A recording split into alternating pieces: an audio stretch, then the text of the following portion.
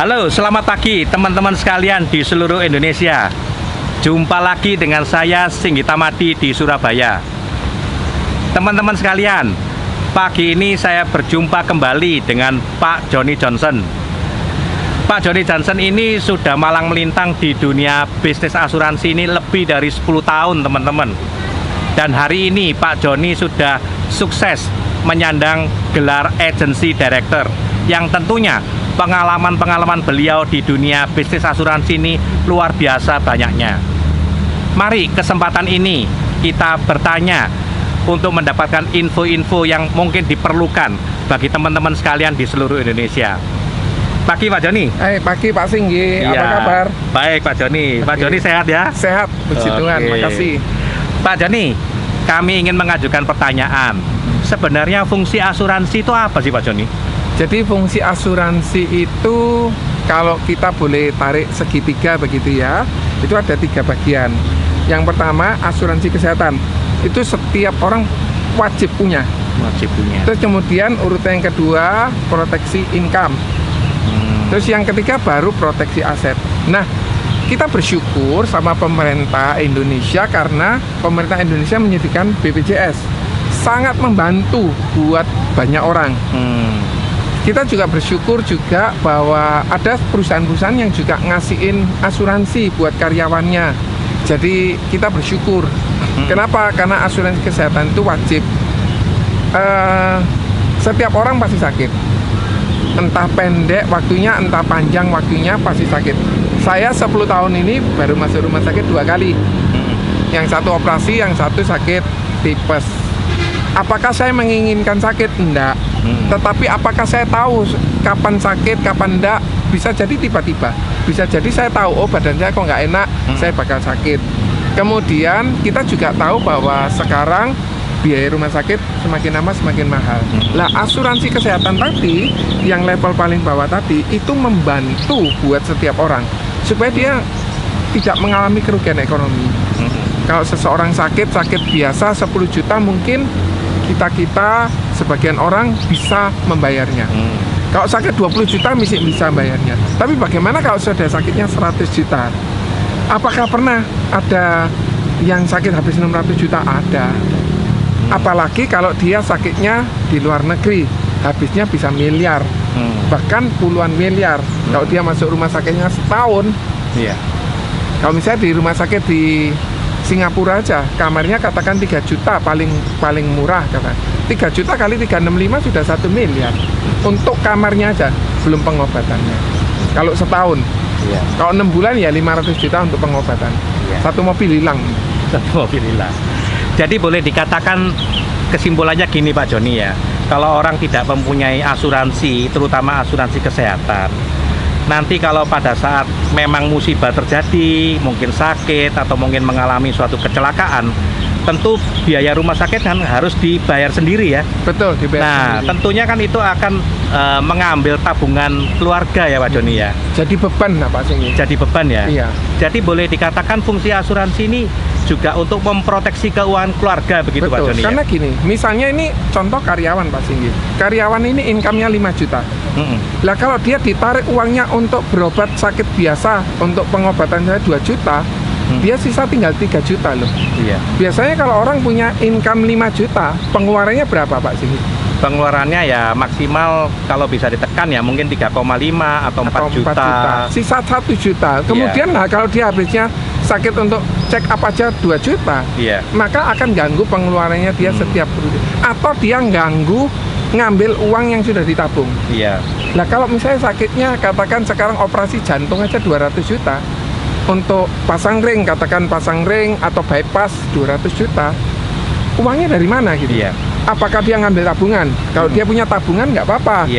Ya memang akan diprioritaskan untuk kesehatan dulu. Tetapi kalau dia nggak punya uang, terpaksa dia hutang gitu. Orang ini meninggal atau orang ini sembuh harus tetap bayar hutangnya. Terus kemudian yang ketiga, bagaimana dengan keluarganya?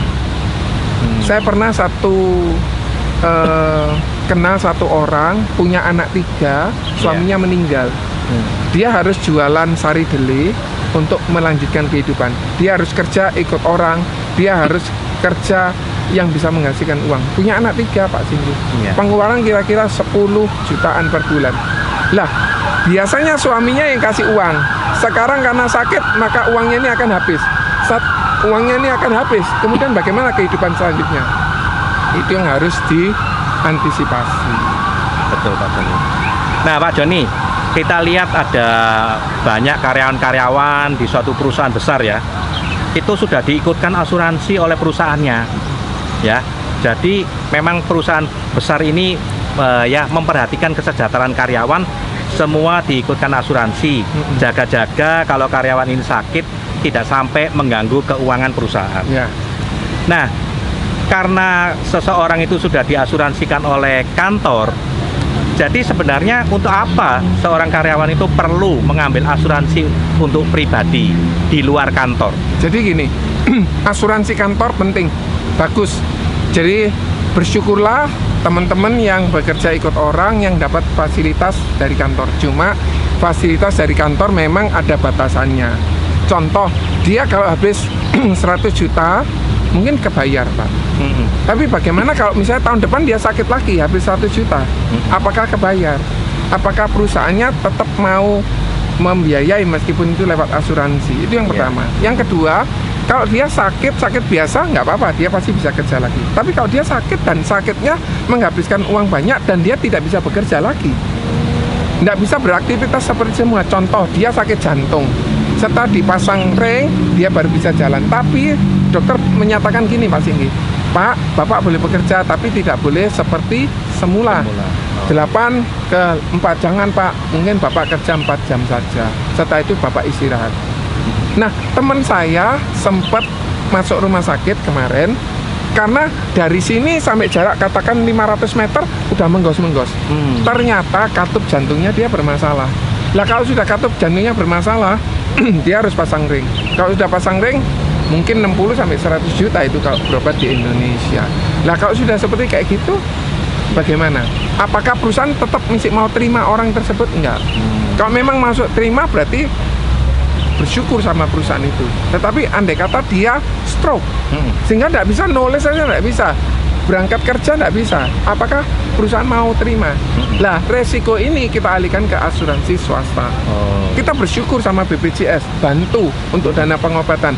Banyak perusahaan sekarang pakai BPJS, dan BPJS sangat membantu banyak orang, sehingga BPJS perlu mengeluarkan ekstra dana untuk orang-orang yang memerlukan dana tersebut. Tetapi kalau dia sudah tidak bisa bekerja lagi, mohon maaf, perusahaan akan kasih pesangon dan orang itu akan dirumahkan.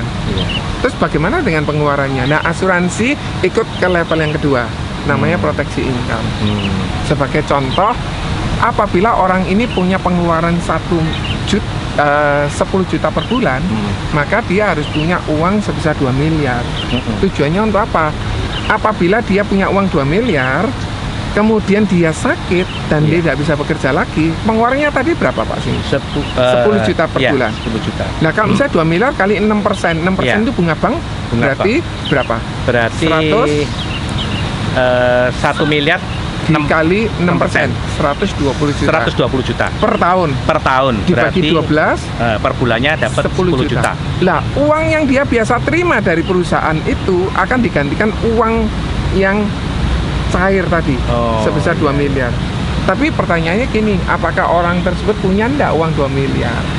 Oke, katakan dia nggak punya, dia mau nabung nih Pak, dan dia nabungnya selama 10 tahun untuk nemuin 2 miliar. Berarti setahunnya harus nyiapin duit berapa Pak? 200 juta ya? 200 juta. Lah kira-kira orang tersebut sanggup nggak? Kalau sebulan berapa itu?